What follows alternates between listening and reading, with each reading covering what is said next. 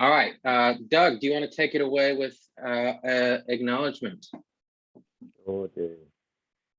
Well, can I just say thank you all for coming, and I would like to acknowledge that I'm here on Kurnai country, and I'd like to acknowledge the First Nations people of all the various lands that you're watching from, be that in Australia or international, and pay my respects to all elders, past, present, and emerging, and celebrate the diversity and the connection of all First Nations people that have had and continue to have with the land that they're on. And welcome. Thanks for coming. I'm super excited, and I'm a little bit terrified too. Good to see you all. So today we're going to talk about private practice sort of things, and I don't think it necessarily has to revolve around private practice. It can be related to your organization, but really we just thought something around the lessons that we've both learned, Doug having more recently than myself, taken the plunge with Gippsland Adventure Therapy, but also it's a lifelong journey of figuring out how to run your own sort of program as well. So on the left is Will, on the right is Doug. You can tell we have different haircuts as well. But I started, just to give a brief history, I started True North Expeditions. That's the logo I bought for $40 off the internet. And I started that in 2011. I was really getting fed up with working for a large nonprofit. Welcome from the Philippines. That's very exciting. So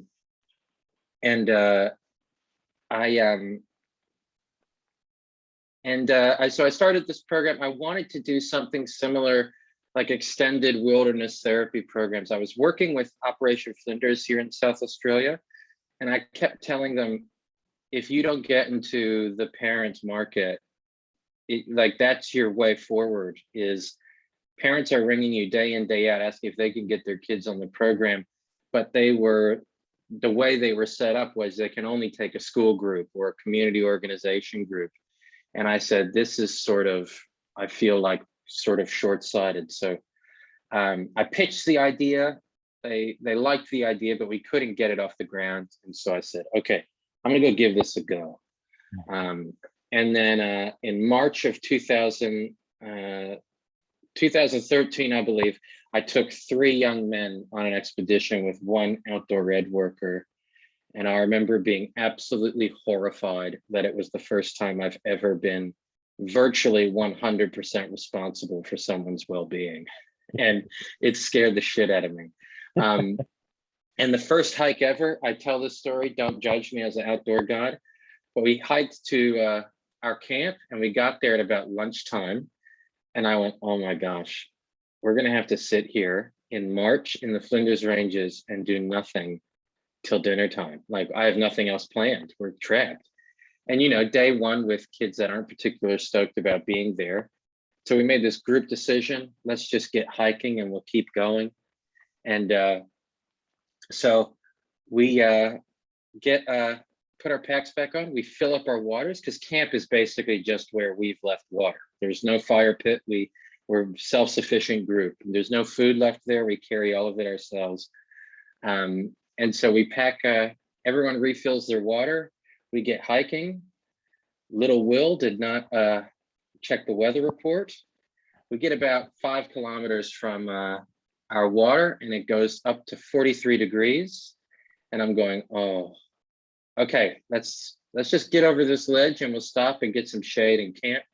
And I say to the group, I go, all right, guys, just drink your water slowly. I know this isn't, we'll get to camp. I'll give you my water. I'll go back and get more water. We were about as far from the base camp where the station owners are as physically possible.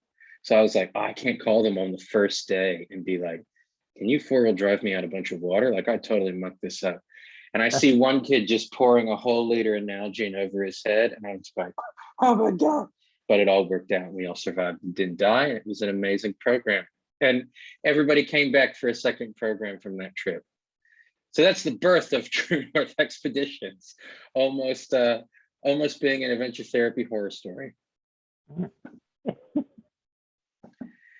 Doug, in the short time you've had Gippsland Adventure Therapy, do you want to say a little bit about that? And hopefully you didn't get things started as poorly as I did. Sure. Yeah. Well, I haven't done any expeditions because I started up during the pandemic. So yeah, similarly, I was working for a large not-for-profit running an adventure therapy type program. And it was just a logical sort of progression for me, something that I've been thinking about doing. I never really wanted to do it, but it just kind of found myself in that situation. And also, I think there was that shared frustration of being locked into working with a particular cohort of people and not being able to, work with families where, parents call you up and say, hey, this could be really beneficial for our kids. Yeah, so I ended up, I actually became redundant from my job and sort of got forced into it. I didn't want to get a real job, so I I did this. And at the moment, I predominantly work with individuals and with young people.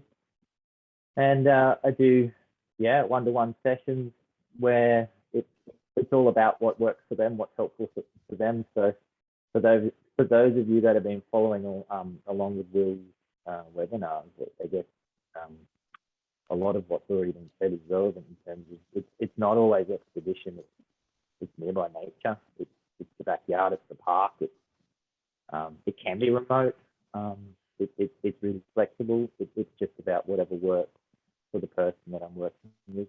I do everything from sitting somewhere and carving spoons and lighting a fire and building a camp to going caving and abseiling and whitewater rafting. So it is what it is. And I think the best thing is that I get to decide, and I'm totally accountable for all my success and for all my failures too. So it's terrifying, but it's exciting. And like you said, I've only been running full time for a couple of months now. So in the description, how he says like insights into running a sustainable business, well, that's probably still on the cards. But so far things are looking good. And there's a lot of demand for it, at least in my region where I am. So yeah. Thanks, Doug. Your mic is just a little bit fuzzy. If you want to fix that, I just got a message about that. Let's see. Just so you know. So basically, while Doug sorts himself out, is we will basically we've just sat down together over the past 2 weeks and really talked about what are our top 10 things that we've learned.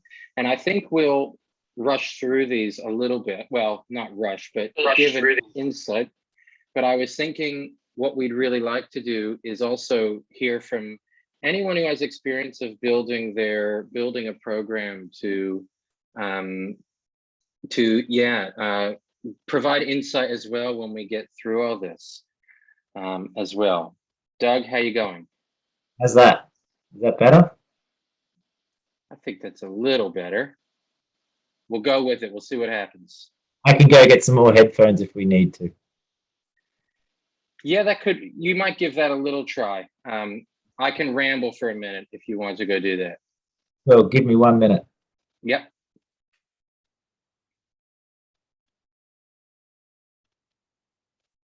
I'm trying now. I said I wanted to ramble. I have nothing to ramble about. Jeez. We're all playing it by ear. I'm wondering who here in the room has started a practice or built something. I saw Mark in here. You really, not necessarily a private practice, but Mark built something off the ground. Or is there people here really interested in, Laura, you've started something as well. Are there people here who do have experience in really getting something off the ground that wasn't there before? And you can put that in the chat box or. Hi You there. Sharon? Hello. Hi, Kate.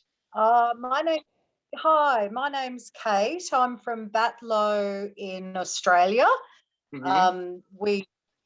We have a mountain biking camp which I've set up just before the bushfires came through a couple of Oh, years ago.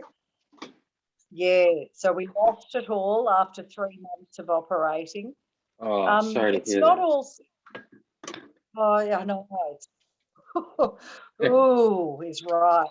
Yeah. So we've rebuilt with lots of support from the federal government grants that were available, and Mm, resetting it gave a lot of thought to the next step. We had glamping tents in the forest, which burnt very quickly.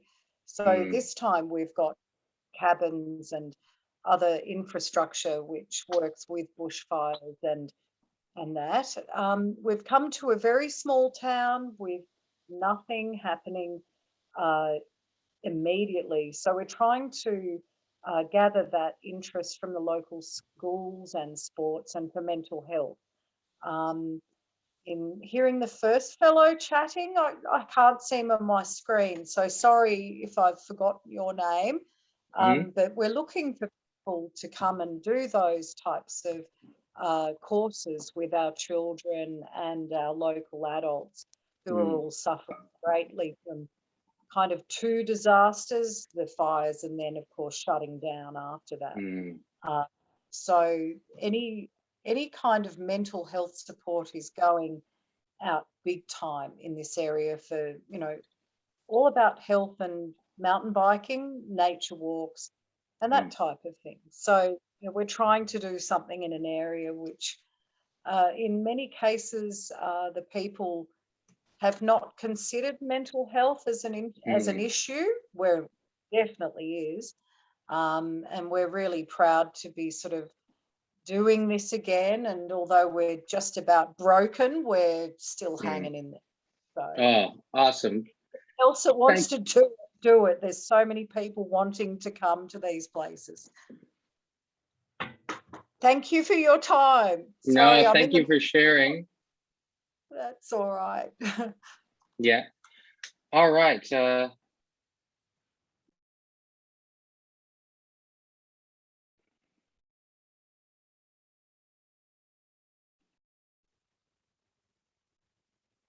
I've lost my sound. Nope, I'm here. Sorry. We're good. Um, yeah. Okay. Doug, are you back? I think I'm back. How's the sound? Is that better? Yes, that's much better. Oh, hey, technology, we can do this. So this slide is me, isn't it? Um, so one Will asked me to put together a couple of my sort of key takeaways of starting my own business, and here's one of them: you'll never be ready, so don't waste time. I've talked to so many people who run a small business or started something, and they go, if I knew what I know now, I probably never would have done this. And I think that's pretty true. And I'm the same. So I didn't really have any idea of what I was getting into, and I was thinking, I'm not qualified enough. I need to go do more study. Financially, I maybe don't have enough capital behind me, or a number of reasons, like probably 1,000 reasons not to do it. But at the end of the day, the decision was made for me. I was like, okay, I need to do this, or I need to go and get a real job. So I did it, and you just work it out. Like if there's a few other sort of things that you need to have, a couple of fundamentals, but basically just start small.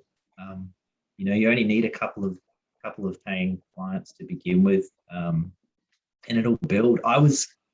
What are those fundamentals? That's a good question. We'll get to that.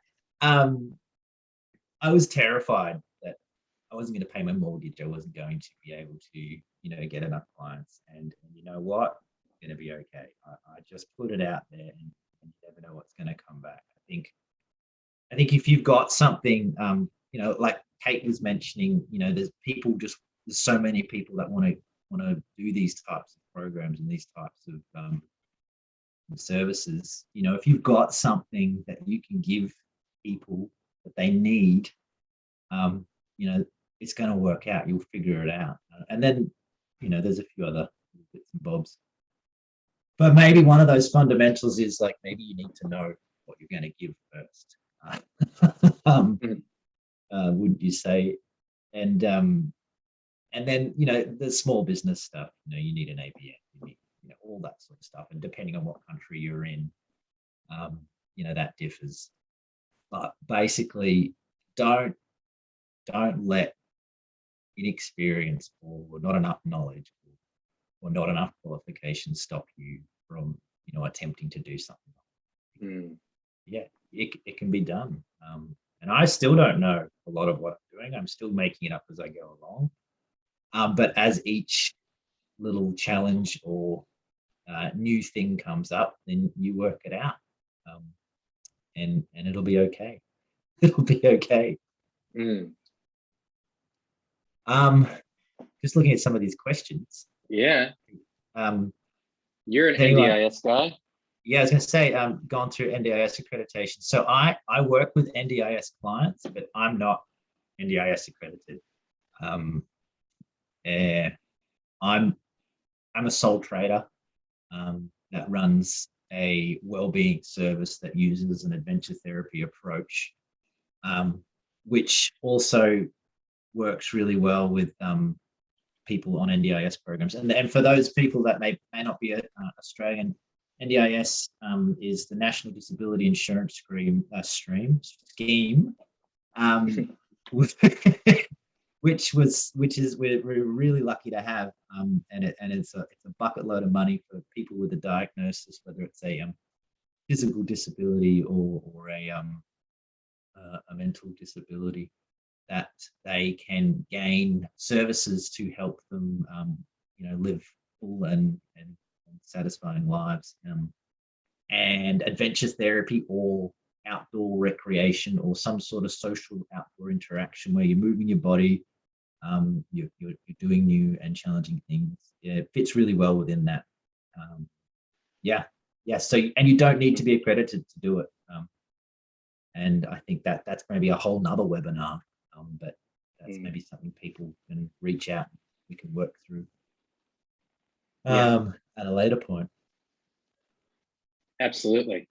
Well, there's a lot of questions coming in, like about insurance, and these are all super important. So let's run through. What I'll do is I'll keep a trusty notepad next to me, like every good therapist does, and take notes about what everyone is saying.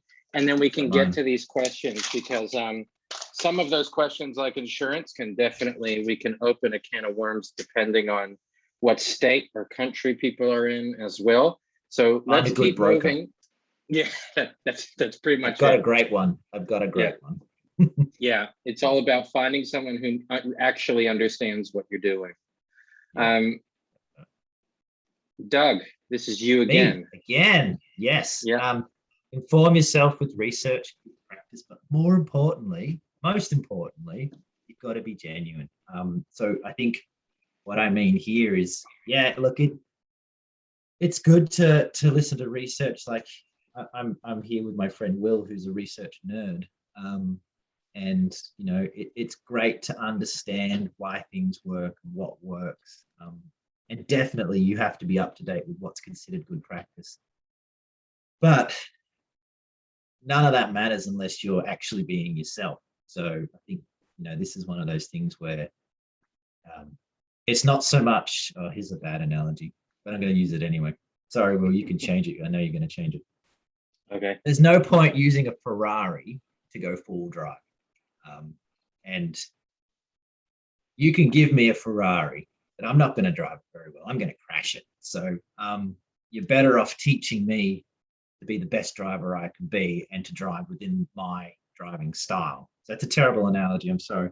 But, you know, I can't do what you do, Will, and the way you do it, but I can do what I do. I can be me, and I can be genuine, and I can connect with people that way. And that's going to be so beneficial to whoever it is that I'm working with. And then also I've got a toolkit of research and good practice and ideas and ethical guidelines. That's right. I mean, you just got to be yourself. Don't try and be something that you're not, because people, especially the client, a lot of people that I work with, I work in a lot of youth services and child protection clients.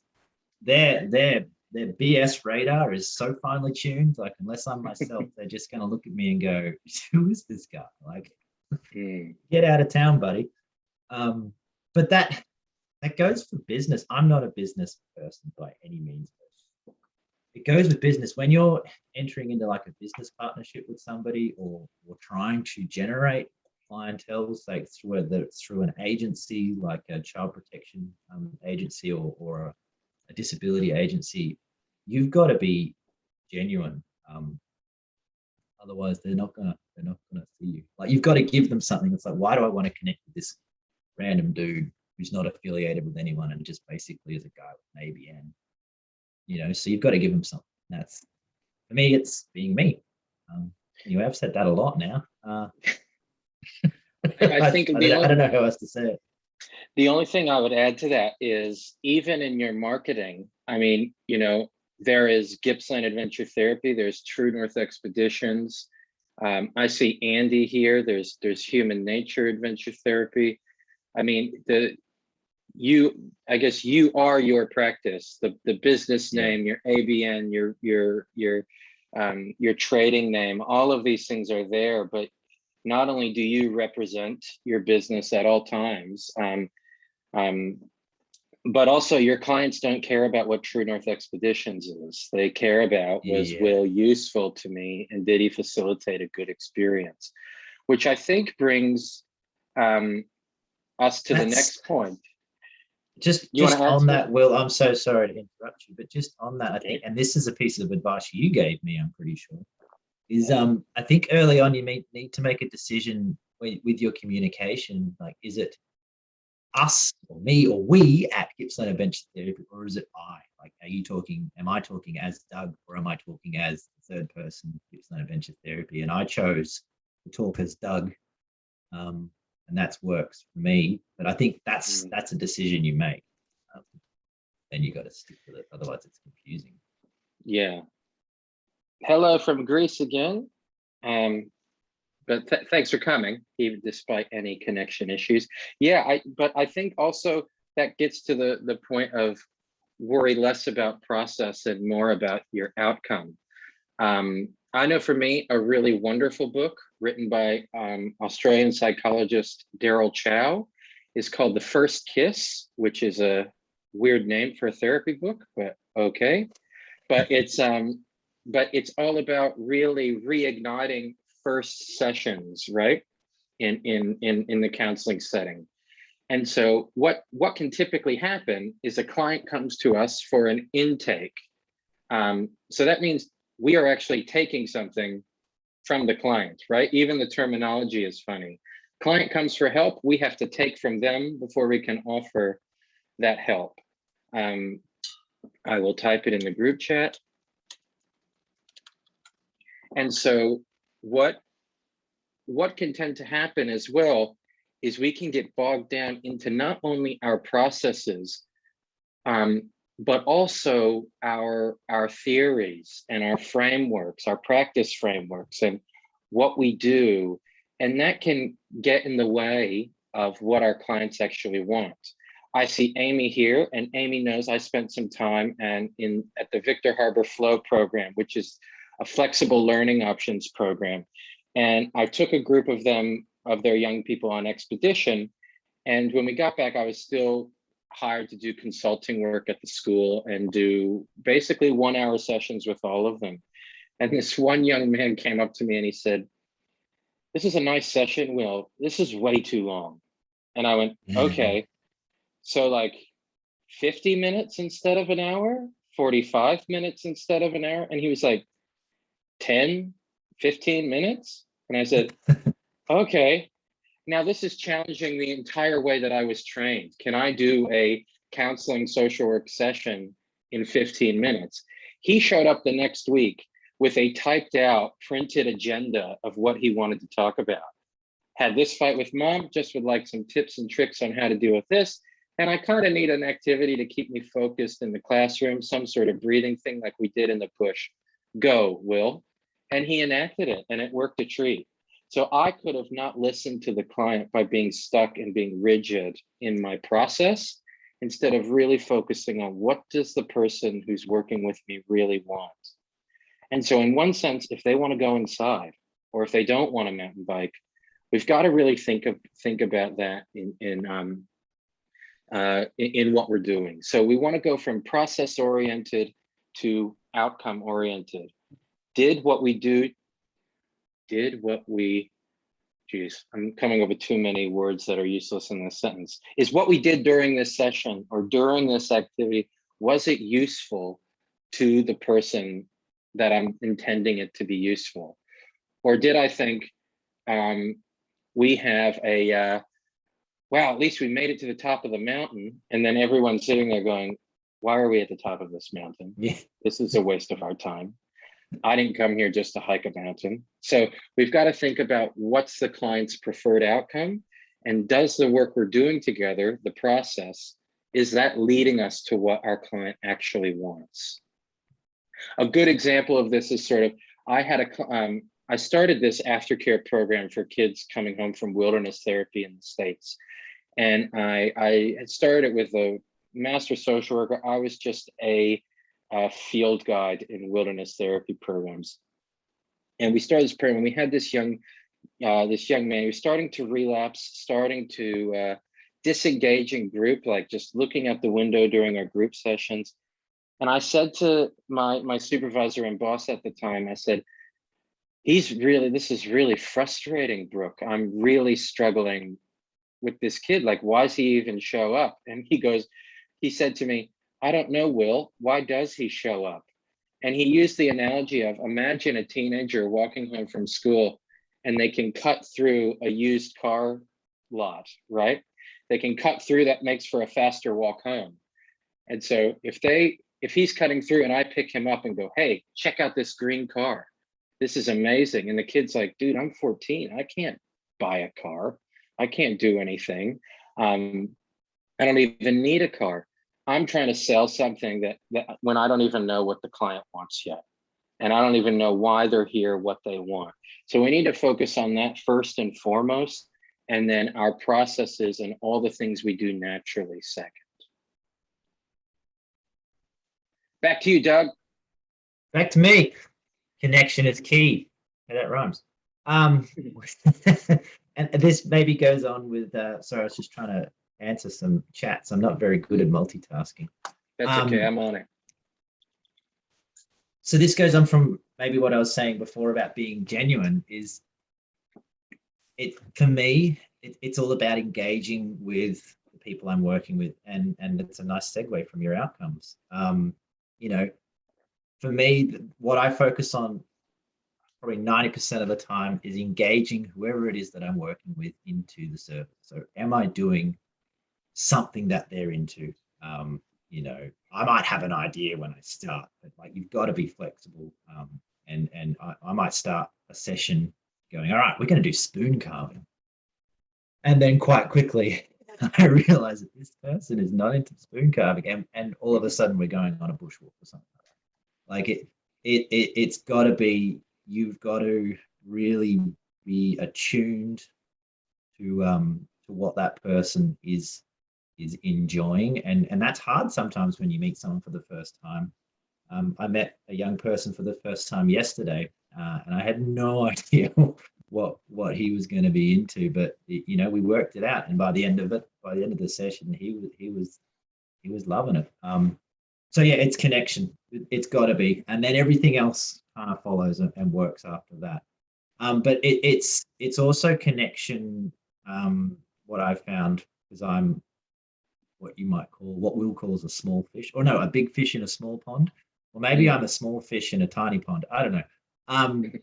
It's about connecting with the community. So I live in like a semi-rural type community. I'm probably about an hour and a half from the main city here, Melbourne, out in Gippsland. And, you know, it's about connecting with different people in your community and understanding what they need and trying to deliver that to them. Yeah, like you might have an idea of what you want to do, but that might change. Who someone told me, really wise person probably. They go, it's great to have a plan, but it's foolish to fall in love with it. So, you know, for me, I love rock climbing. It's all about rock climbing, but you know, that doesn't work for so many people. So, you know, if all I said, I'm going to run a rock climbing session and I'm going to do therapy and through rock climbing, you know, I limit myself to a teeny tiny group of people. Whether if I just go, hey, we're going to go and we're going to do something that works for you, and I'm gonna try and connect with you on your level, then all of a sudden it opens up so many doors. And maybe for me, because I've lived in Gippsland for so many years, it's just about, it's about, you know, understanding the different communities within the area that I live and what they need, and trying to connect with them, but also trying to help them understand what they've got close by, especially during the pandemic when you can't go far. You know, it's about what have you got in your back door where you can stay connected. And James, thanks for your comment, mate. Setting the bar high. Well, that's kind of you. But like, you know, here in Victoria during lockdowns, it's been so hard to get out and physically connect with people. So just try stuff like I do these possum walks where we go out at night. I go out at night to the park 200 meters down the road from me, and I spotlight possums, and just, you know, sometimes I get parents with their kids following along. Who knows? You just got to try stuff and yeah, be genuine and try and stay connected to people. Yeah.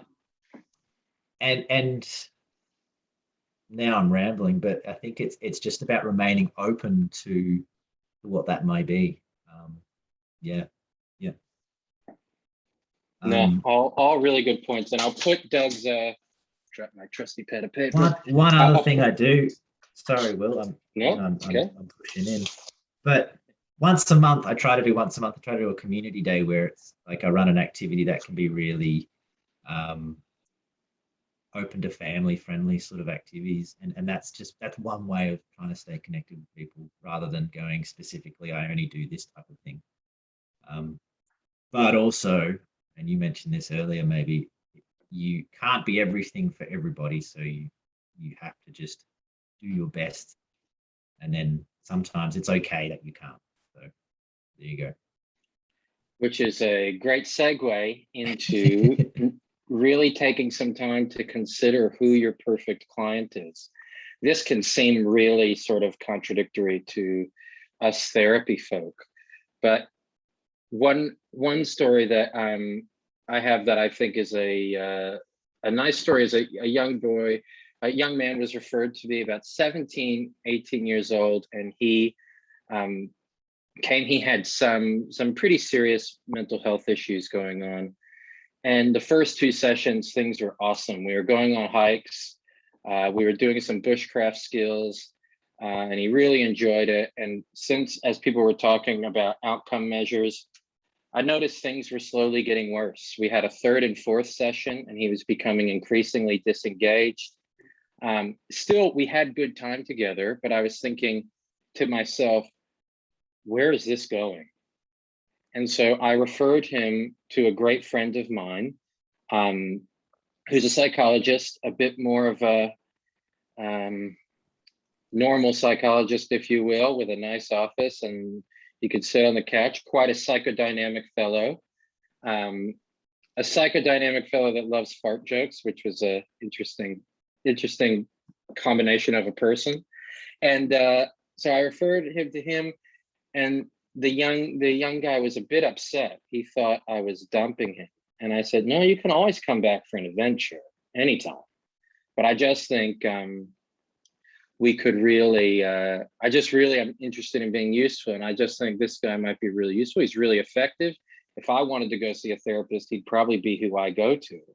And he rang me after the first session with this guy and was like, you're right. That was really good. That was really nice. And they ended up working with each other for some time. I got home one day and there was this big bouquet of native flowers at my front step. And it was from the mother who said, thank you. And it had a card, thank you for saving my child's life. And I rang her and said, I think you know that I failed, right? And we joked and laughed a little bit and had some giggles. And what she said is, I had no faith in the mental health or therapy process, that we had wasted so much time in other services.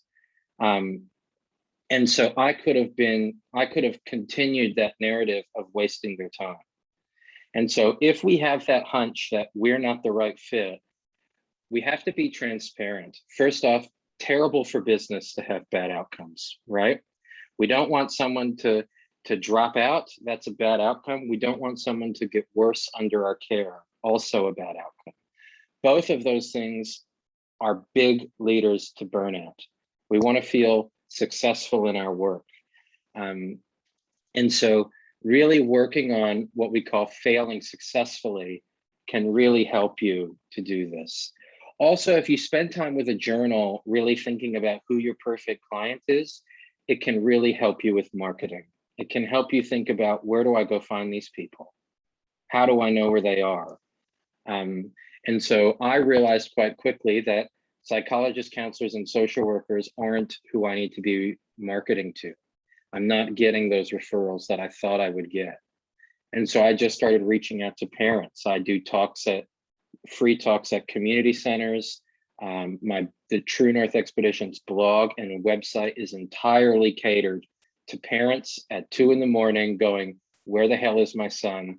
I need to find some help now. And that's so we want to market not our process. We want to market to the people who are on the Google, trying to find us. The other thing about really thinking about our perfect client is really, a lot of people that I talk with will ask about, hey, will you look at my website, this and that? And I go to someone's website and they say, I can offer you CBT, acceptance and commitment therapy in a warm setting for 6 to 10 sessions, Medicare funded. None of that says anything about the client living a better life. So always think about what your outcome is. So who's the perfect person and what can you actually offer them as well? What are they going to get from coming to see you as well? Yeah. Back to you, Doug. Yeah. People don't care like what letters you have next to different types of modalities or whatever, but they just care, is this going to be useful? Anyway, this rings true for me. Treat every session like your livelihood depends on it, because when you're working for yourself, it actually does. But maybe more seriously, I think transitioning from working for a not-for-profit where it's quite easy to sort of underperform and not be noticed, to working for myself, where again, my failures are my own, but my successes are too. This is just a good take home to check on yourself with anything you do, really. It's like, you may have done an abseil, just to use that as an analogy, 1,000 times at this one place, and it's routine for you. But you need to remember that for the person you're working with, it might be the first time that they've ever seen an abseil. They may think abseiling is like to do with water and a boat. So you've really got to be, I've had that. You've got to be present, and you've got to really privilege their experience, to use your words, Will. Like you need to show up as if that, your life depends on this, because these people are trusting you, and they're putting their money, whether it's, funding from a government agency or their own money, particularly their own money, they're paying for this, and they believe that you can help. So you better do everything you can to help, and don't maybe sit behind that screen of, I do A, B, and C, and that's my job. Like, yeah, it's you've got to show up, and you've got to be present, and you've got to put whatever's going on for you on the back burner and just be there with them. And it makes all the difference. And maybe it's just me, but when I do that, like, it gives me energy, and I come home and I feel really good about me, and it's the best feeling ever. So it's a selfish reason as well as a selfless reason. But I mean, it's kind of self-explanatory, really, isn't it? I listened to a therapy marketing podcast when I was starting True North. I was going through a bunch of them. There's a bunch of free ones on the internet, or wherever you get your podcasts. I can't remember where I found this one, but these therapists interviewed these two brothers who started a Michelin star restaurant in Seattle. And one of the things they did is, first off, all their staff had 1 month off a year to go to any restaurant they wanted in the world, as long as they came back with ideas to steal to make our restaurant better. But the other thing they said is they spend about a half hour each day before service. So while polishing glasses or polishing cutlery. And so what they did is they had to remind their staff all the time, even though we're cooking the exact same dishes as yesterday, the exact same dishes as 3 days ago, we have to remember that our restaurant is so expensive. We cannot forget that these people, every person we're feeding tonight, is celebrating something. It could be an anniversary. It could be a birthday. It could be a celebration for getting a new job or something. And so if we're tired, we will forget that that's your client's one expedition that they will get. That's their 1 hour with you on a couch. And so even the way they walk in the door should be special. So one of the things we did at that aftercare program is we always had a fridge full of vitamin water. We had bagels.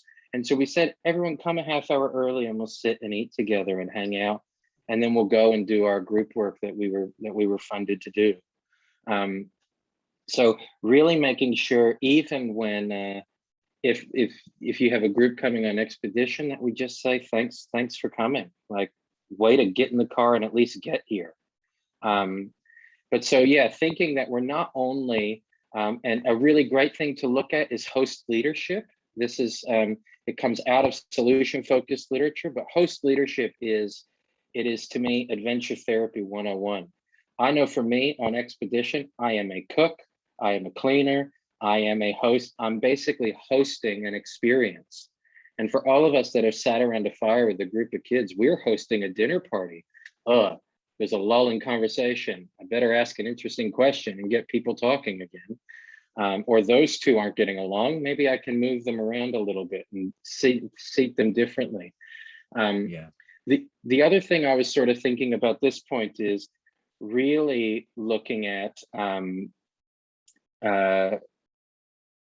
really thinking about, could this session, if this session was my client's last, have they gotten something out of it? Have they gotten enough from this session, this one? Even though they might come back for 2, 3, 4, have we actually given them something to take away? Doug, how much time do we have? I'm having trouble. 15 minutes. Oh, geez Louise. Yeah. We'll skip this one. I was going to add something, and Doug has been, well, Doug, why don't you say something about your experience with feedback-informed treatment and building some evidence about your work? Yeah, okay, sure. Will has introduced me to feedback-informed treatment, which I guess you can find out more about later on. But basically, it's a way of monitoring engagement. How engaged are the people into your service?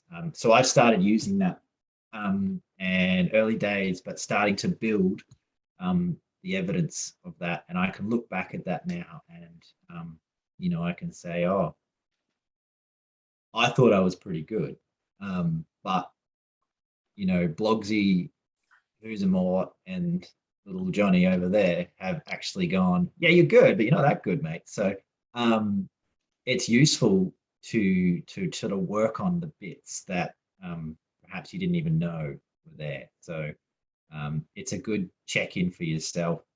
And I'm expecting, because I don't have that much data at the moment. But I'm expecting that over time, it's going to be really useful for me to find the gaps in my service. And but I think this is the plug for FIT.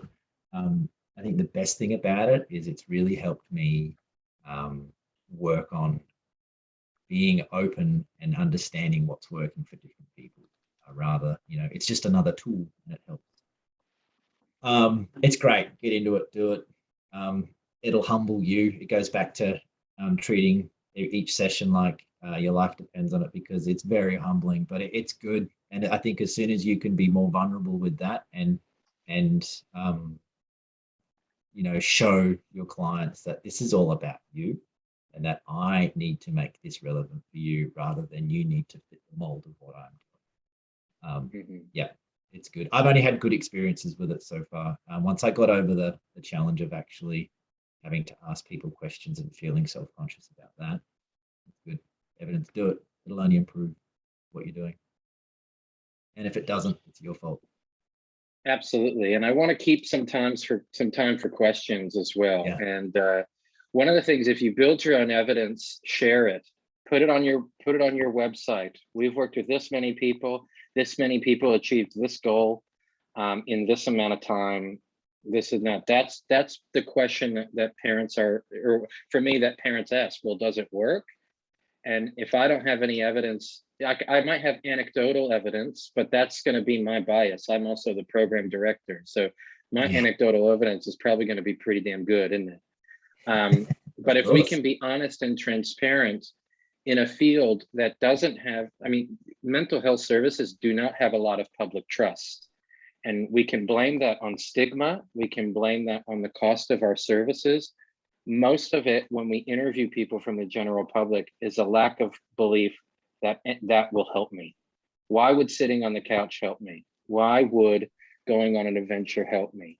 So we can blame the usual suspects for why people don't engage in our services. But I think if we take the path of saying, the reason is we're not very transparent about how this works, and most of us have no evidence about how effective we are. Now, just because a study in the United States says adventure therapy is effective doesn't mean I'm effective. Just because there's a study out of Denmark that says time in nature is healing doesn't mean I'm as good as them at facilitating it. So we have to build our own evidence so we stop stealing it from other people to justify what we do. And I wanted to end this. Go ahead, Doug.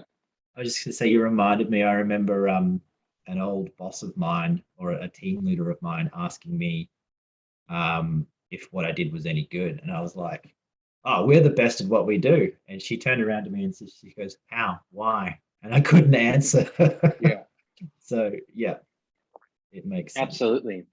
Absolutely. And you can make, if you do start measuring your outcomes, it makes decision-making very easy. When you go, it's been 4 sessions, this isn't working, I'm going to turn into a case manager and help this person find something that works for them. That's delivering an outcome. And that doesn't mean you might have a bad relationship, but it might mean that your relationship isn't helping them feel less anxious during the week. So that means we have to get them somewhere that's delivering the outcome that they want. They can always come back for an adventure, but we've got to make sure we're outcome first.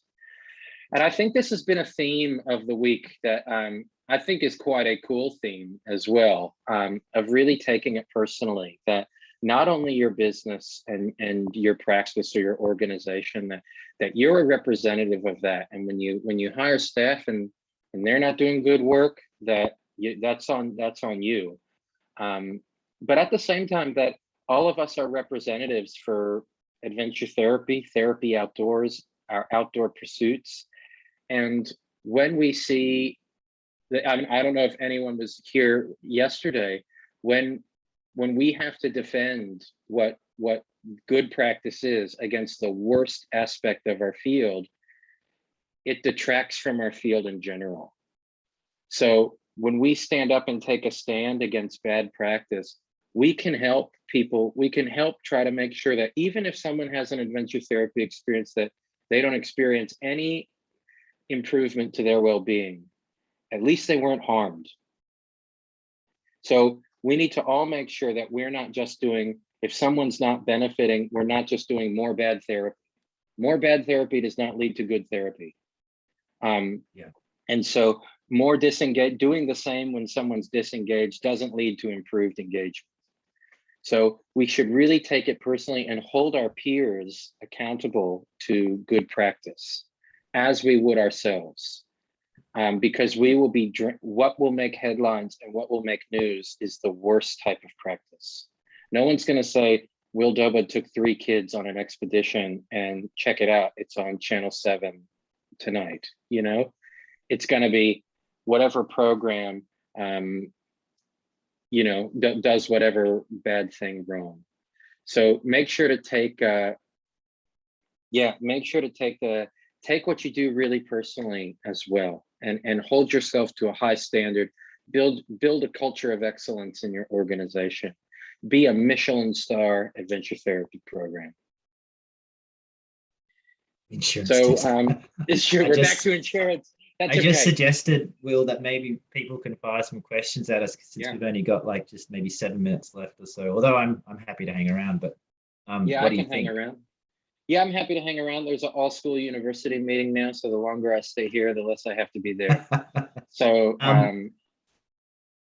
insurance tips for those of you that are living in Australia: find a good broker. I'm happy to share the details of the broker that I use, and it's that's the starting point. Find someone that understands what you do, and then they can understand what you need. And then it's just, you just go from there. But yeah, you know, I mean, in Australia, you need public liability, number one. And if you're, yes, please share, I will. And if you're working, you know, say as a registered mental health provider, you know, you need the relevant insurance for that too. Hey, I'm going to see if I can find the insurance broker's details, and I'll put it up here. And just ask about marketing outcomes. First off, for most of our professional, if you're social worker or psychologist or counselor, go to your ethics, your code of ethics. For most of us, testimonials are actually a ethical no-no, that we don't elicit testimonials from our clients. So we need something else. And so I would go to each of your code of ethics to consider what data you can market. I know for me, our program evaluation has a ethical approval, so I have no problem doing that. If that's something, if doing feedback informed treatment is something you're going to start doing, recently, I'm probably a month away from resubmitting this, is we're going to work on a research project we're working on, is getting as many adventure therapy organizations and practitioners we can to start doing that, so we can build an international database of outcomes. So not only can we start looking at some ideas of how this stuff all works outdoors a bit more, but also starting to advocate for policy for more accessibility for this work, that we're just as good as everything else that gets funded, and we shouldn't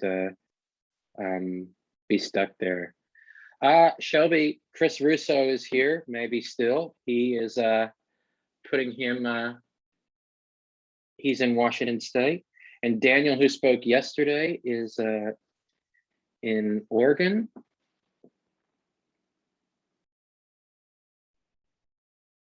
Someone was just asking about, Peter, you're just asking about what sort of training you'd advise. Go do Graham Pringle's course in adventure therapy. It's a guideline around delivering sort of therapeutic adventure therapy. Yeah. But with a trauma focus. But it's guidelines. You don't necessarily need to go out and retrain. There actually isn't like a certified adventure therapy course in Australia that I know of yet. So yeah, start with that. Youth Flourish Outdoors, and go from there. It's good training. I did it.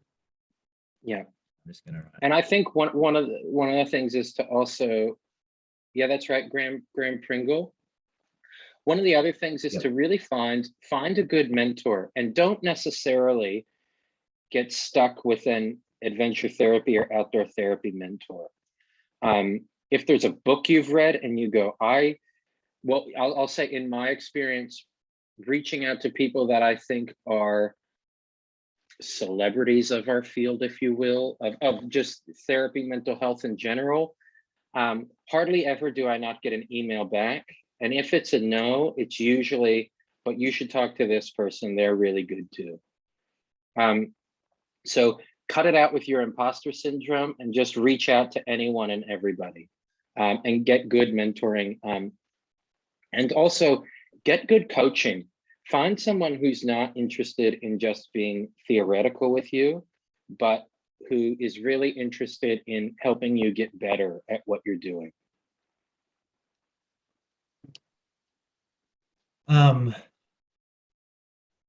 Polyvagal, yeah. Yeah, that is useful. Sorry. Is there another question? So Colin's asking sort of what's been helpful in getting traction in coordinating group adventure-based work. I get the same where people contact me asking for group sessions, you know, and I think at the end of the day, you can only do what you can do. I'm not sure if I'm answering this question right, Colin, but like for me, it's just me. I don't have any staff yet, maybe one day. But when, you know, I get people asking all the time, do you do this? Do you do regular group sessions? Do you do this? And you have to get good at saying no. And, but at the same time, maybe listen to what people are after. And if you can, you know, slowly change what you do over time to meet that need, then great. But also, again, this is that connection with community and that understanding what else is out there and going, oh, this is what I do, but you might also be interested in what this person does too. And I think people respond really well to that because they go, well, you're not just saying no, you're actually trying to help me. And it might take you 10 minutes to type an email of like, maybe try this place, this place, this place. But, you know, you're helping people and they'll remember that. And you never know what that might mean. Like people might turn around and go, hey, you know, Will is good because he couldn't help me, but he could connect me with people that did. So yeah. Yeah, and Blake's asked a question about marketing, and I think it's all about marketing the outcome. Clients don't really care about adventure therapy. They want in my context, they want their kid to go to school or to stop doing drugs. They don't go, I just want adventure therapy. And so I think that is an important notion as well. Jess, is your question about securing government contracts or dealing with the government? Because that's a whole nother webinar. Yeah, I think maybe one thing I could say to Jess's question is on a local level, securing, yeah, on a local level, you know, if you know, you got to know people. I think it's start in your own community, talk to case managers, and then you'll go from there. Like it's forming those relationships with people and gaining their trust in what you're doing is good. And then once you do that, get ready because you'll be inundated. Yeah. But also, it's while the government can give you money, go back to the slide we had about consider who your perfect client is. Because while they might give you kids that you really like to work with, the other client that you have to please is the government, and so that can be very frustrating to work with. And they can have you have to really make sure that the goals that they want are in line with what you can do, what you can deliver, and what your clients want. Well, so many questions, Will. Yeah, Bright, why are you working at a university? You should be doing some scuba therapy research. I am not knowledgeable enough to comment on Elizabeth's question. Yeah, one of our friends, Aaliyah Littleton, has been looking at researching this. So you might Google her name, her private practice will come up, and reach out to her and say, I'm interested in this, because she's been looking at it. And again, not my expertise to comment on. Hey, just on the comment about giving out cards to kids who will soon be your competitors, like, share everything.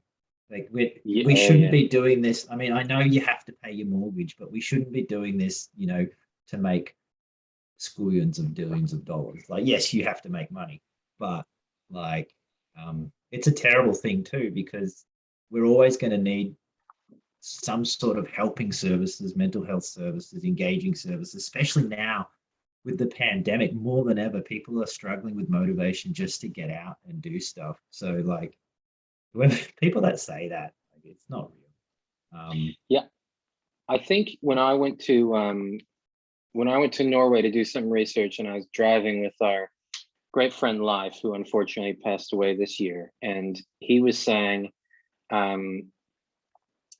he ended up saying to me, our motto, Will, when we started this program was share everything, just like Google's motto, just share everything. It will only make our field better, and it will only help other people share with us what they have to offer. And so I think there's nothing not worth sharing. And my biggest pet hate of all time is just gatekeeping. You know, if I said to Doug, you're not ready to start a practice yet until you do Will Dobud's Private Practice 101 training, it's a 3-week course and it's $13,000, and then I'll give you you're an accredited private practice person. That doesn't make any sense. Also, all competition is good competition. It will just make you get better at what you're doing and figure out how you compete with other people as well. Even though the idea of competition is way capitalistic, but yeah, I'm all about abundance as well. So share everything and build a better field for everybody, because that's the best way we can help more people. All ships rise with the incoming tide. Oh, sorry. No, I was just going to say that the best part is if we are redundant, then we're not needed, and that's fantastic. We'll go all do something else. Yeah. But yeah. Yeah. What is it? The saying, all ships rise with the incoming tide. I mean, it's true. So true. We've missed a few. We are out of time. We're going over time now. I'm okay with that, but yeah, let's just go for 5 minutes and then we'll call it quits. If people are engaged and there's questions coming in, I'm happy to keep going if it slows down as well. You know, another thing is one of my research supervisors researches new religious movements or like cults. Rick Webb, you know him, he runs the cafe. And one of the things he says is the biggest sign of a tricky religious affiliation is you'll never meet a graduate from that guru. So you'll never meet someone that went, oh yeah, you're ready to go and you don't need me anymore. So I'm always very cautious of, we can't tell people how to work, because then we're sort of thinking we're the best and we have an answer, when the truth is, what do we know about the research? Your qualification, years of experience, theoretical orientation, whether you're indoors and out, your gender identity, age, none of these things predict how effective you are. So all the gatekeeping in our field is actually totally uninformed by the available evidence. So we should encourage more people doing things differently. Yeah. And an amazing story out of Norway is there is a psychologist named Birgit Vala. I'll put her video up in a second. And she was a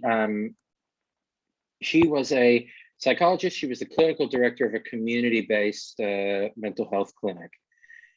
And what she did is she was reading the literature and the evidence and going, I think we're doing this totally wrong. All this diagnosing, all this evidence-based practice.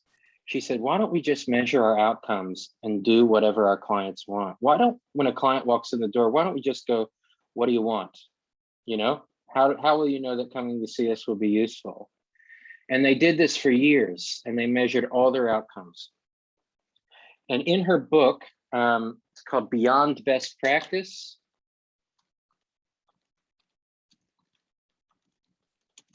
By Birgit Walla, she talks about how clients would say, you know, I was really happy at the trampoline park, and she's taking people to trampoline parks, and I'm going, oh my gosh, that's sort of adventure therapy-ish. But what she was doing was really following the client's lead and following their preferences for their work together.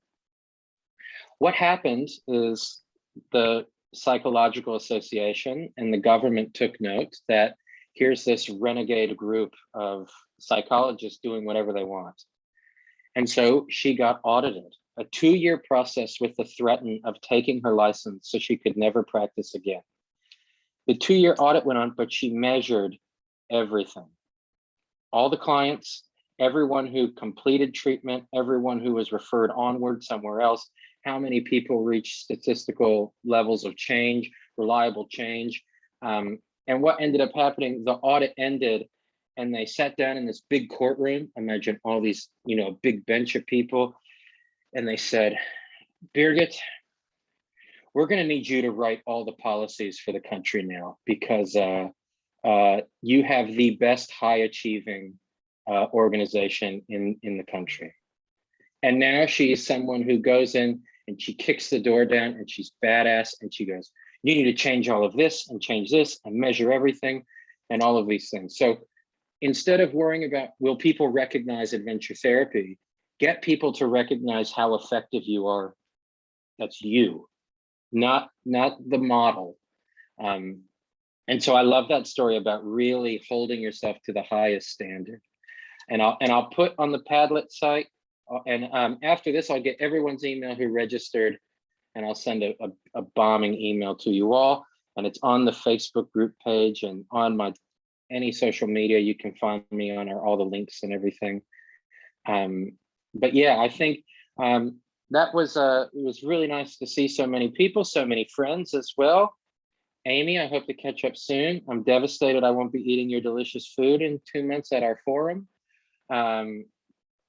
But I hope that was useful. And anytime, I know I'm going to speak on behalf of Doug, but always feel free to reach out, and I'm happy to talk private practice. I'm happy to talk if about anything. If you have a stuck case, if you have a great story to tell, anything, always reach out.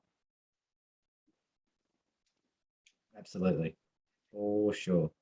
It looks like most people are needing to head off now.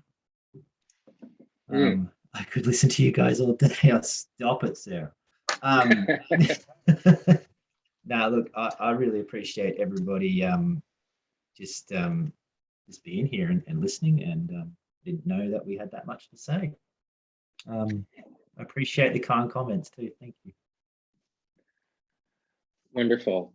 So with that, we'll probably end this, and thank you everyone who made it out for Social Sciences Week. I thought this was a stretch to be able to put something like this together, but the turnout, and especially the international turnout, has been fantastic. Yep, if you stay here for 1 second, Alana, just I'll send you the link of where to access everything.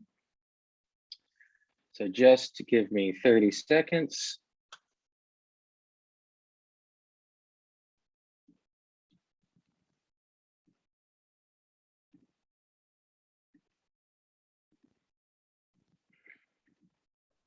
If you go to this site, you'll have access to this, I reckon, forever, but it's got some articles. It's got the recordings of the presentations from each day. So yeah, you can find everything you need there, but I'll get the registration list from the university, from the Institute of Land, Water and Society, who helped put this on, and I'll be able to email all of you who registered. If you came through the social media way, just go to if you go to the Facebook group, Social Sciences Week, Outdoor Therapy Series, you'll be able to access that as well. And thank you, everybody. I've loved this engagement. It's been fantastic. I think this is see you, Bray. Have a great day, my man. Thank you. Thanks, All right, Dave. everybody. We will see you all later. So. Cheers, guys.